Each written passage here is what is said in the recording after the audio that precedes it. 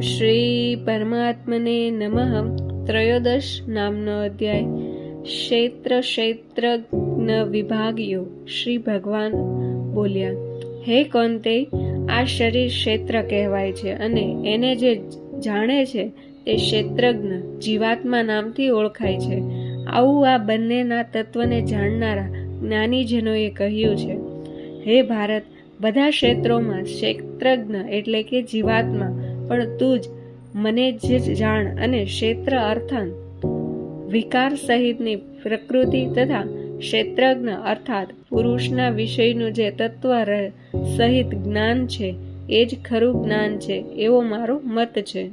એ ક્ષેત્ર જે સ્વરૂપનું, જે સ્વભાવ ધરાવનારું તથા જે વિકારોથી યુક્ત છે અને જે કારણથી એ ઉદ્ભવ્યું છે, તથા એ ક્ષેત્રજ્ઞ પણ જે સ્વરૂપનું અને જે પ્રભાવ ધરાવનારો છે, એ સઘળું તું ટૂંકમાં મારી પાસેથી સાંભળ. ક્ષેત્ર અને ક્ષેત્રજ્ઞનું આ તત્વ ઋષિઓ દ્વારા અનેક પ્રકારે કહેવાયું છે. વિવિધ વેદ મંત્રો દ્વારા પણ વિભાગપૂર્વક કહેવામાં આવ્યું છે.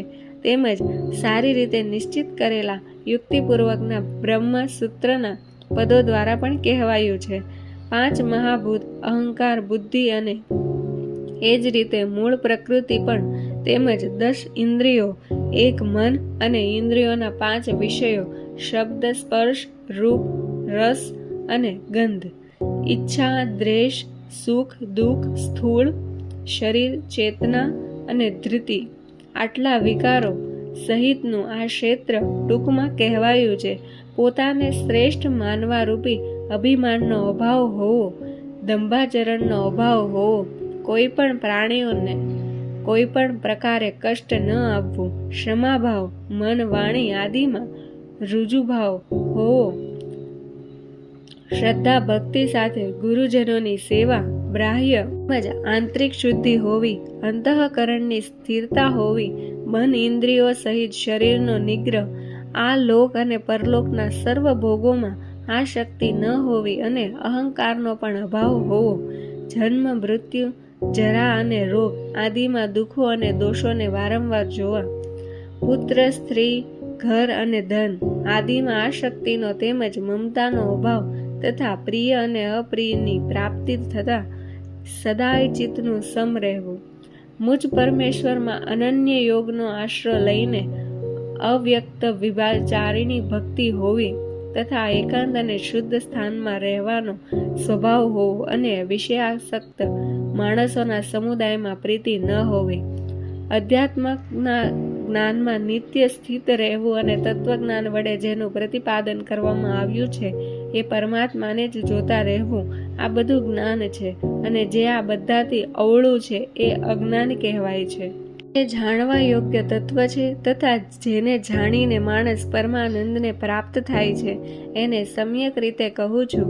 પ્રકૃતિ અને જીવાત્મા એ બે અનાદિઓનો સ્વામી પરમ બ્રહ્મ નથી સત કહેવાતો કે નથી અસત. એ સર્વ તરફ હાથ પગ ધરાવનાર, સર્વ તરફ આંખ અને મસ્તક અને મુખ ધરાવનાર અને સર્વ તરફ કાન ધરાવનાર છે, કેમ કે સંસારમાં એ સૌને વ્યાપીને સ્થિત છે. એ સઘળી ઇન્દ્રિયોના વિષયોને જાણનારો છે, છતાં વાસ્તવમાં સઘળી ઇન્દ્રિયો વિનાનો છે તથા આ શક્તિ વિનાનો હોવા છતાં પણ સર્વનું ધારણ પોષણ કરનારો અને નિર્ગુણ હોવા છતાં પણ ગુણોને ભોગવનારો છે. એ ચરાચર સર્વભૂતોની અંદર બહાર પૂર્ણ રૂપે વ્યાપેલો છે, તેમજ ચર અચર રૂપે પણ એ જ છે અને એ સૂક્ષ્મ હોવાને લીધે જાણી શકાતો નથી તથા એકદમ પાસે તેમજ ઘણો દૂર પણ રહેલો એ જ છે. એ પરમાત્મા અવિભાજિત એક રૂપે રહેલા આકાશની જેમ પરિપૂર્ણ હોવા છતાં પણ ચરાચર બધા ભૂતોમાં જાણે વિભાજિત હોય એમ સ્થિત જણાય છે તથા એ જાણવા યોગ્ય પરમાત્મા વિષ્ણુ રૂપે ભૂતોનું ધારણ પોષણ કરનારો, રુદ્ર રૂપે સંહાર કરનારો તેમજ બ્રહ્મા રૂપે સર્વને ઉત્પન્ન કરનારો છે.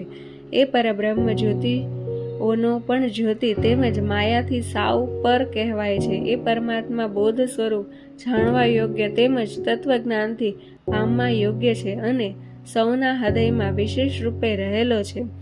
આ પ્રમાણે ક્ષેત્ર, જ્ઞાન તેમજ જાણવા યોગ્ય પરમાત્માનું સ્વરૂપ ટૂંકમાં કહ્યું, મારો ભક્ત એને તત્વથી જાણીને મારા સ્વરૂપને પામે છે.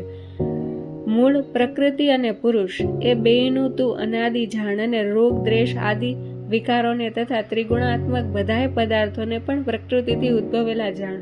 કાર્યો અને કરણોને ઉત્પન્ન કરવામાં પ્રકૃતિ કારણ કહેવાય છે અને સુખ દુઃખોનો અનુભવ થવામાં જીવાત્મા કારણ કહેવાય છે. પ્રકૃતિમાં રહીને જ પુરુષ પ્રકૃતિમાંથી જન્મેલા ત્રિગુણાત્મક પદાર્થોને અનુભવે છે અને આ ગુણોનો સંગ જ આ જીવાત્માના સારી નરસી યોનિઓમાં જન્મ થવામાં કારણ બને છે. આ દેહમાં રહેલો હોવા છતાં આ જીવાત્મા વાસ્તવમાં પરમાત્મા જ છે. એ જ સાક્ષી હોવાને લીધે ઉપદ્રષ્ટા અને ખરી સંમતિ આપનારો હોવાને લીધે અનુમતા સૌનું ધારણ પોષણ કરનારો હોવાને લીધે ભરતા જીવરૂપે ભોગતા બ્રહ્મા આદિનો પણ સ્વામી હોવાને લીધે મહેશ્વર અને શુદ્ધ સચ્ચિદાનંદ ઘન હોવાથી પરમાત્મા એમ કહેવાયો છે. આ રીતે પુરુષને અને ગુણોથી સાથે પ્રકૃતિને જે માણસ તત્વથી જાણે છે એ સર્વ રીતે કર્તવ્ય કર્મ કરતો હોવા છતાં પણ ફરી નથી જન્મ પામતો. એ પરમાત્માને કેટલાક માણસો શુદ્ધ થયેલી સૂક્ષ્મ બુદ્ધિ વડે ધ્યાન દ્વારા હૃદયમાં જુએ છે, તો બીજા કેટલાક યોગ દ્વારા અને વળી બીજા કેટલાક કર્મયોગ દ્વારા જુએ છે, એટલે કે પામે છે. પરંતુ આ બધા કરતા અનન્ય પ્રકારના અર્થાન મંદ બુદ્ધિના માણસો આ પ્રમાણે ન જાણતા હોવાને લીધે બીજા માણસો પાસેથી એટલે કે તત્વજ્ઞાનીઓ પાસેથી સાંભળીને એ મુજબ ઉપાસના કરે છે અને એ શ્રવણ પરાયણ પુરુષો પણ મૃત્યુરૂપી સંસાર સાગરને નિસંદેહ તરી જાય છે.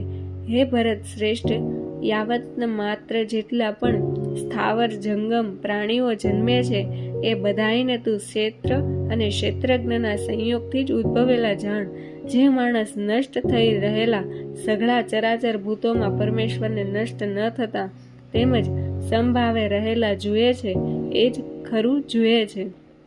કેમ કે સર્વમાં સંભાવે રહેલા પરમેશ્વરને સમ સ્વરૂપે જોતો માણસ પોતાના વડે પોતાને નષ્ટ નથી કરતો, માટે એ પરમ ગતિને પામે છે. અને જે માણસ બધાય કર્મોને સર્વ રીતે પ્રકૃતિ વડે થનારા જુએ છે તથા આત્માને અકર્તા જુએ છે એ જ ખરું જુએ છે.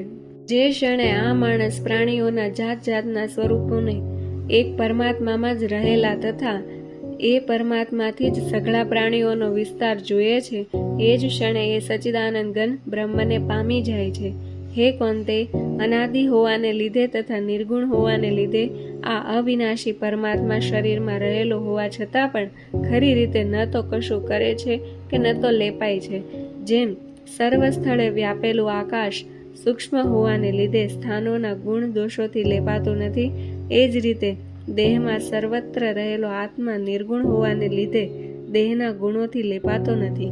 હે ભારત, જેવી રીતે એક જ સૂર્ય આ આખાય બ્રહ્માંડને ઉજાળે છે, એ જ રીતે એક જ આત્મા આખાય ક્ષેત્રને ઉજાળે છે.